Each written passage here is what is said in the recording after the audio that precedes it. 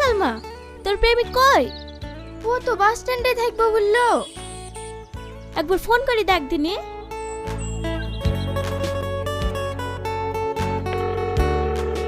কই গো, কোথায় তুমি? এই তো বাস স্ট্যান্ডের কাছে একটা চায়ের দোকানে বসে আছি। তুমি কোথায়? এই তো আমি বাস স্ট্যান্ডে পৌঁছে গেছি। ঠিক আছে, তাড়াতাড়ি চলে আসো।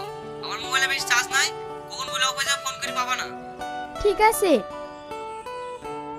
কি রে, কি হলো? একটা চায়ের দোকানে বসে আছি বললো। চ।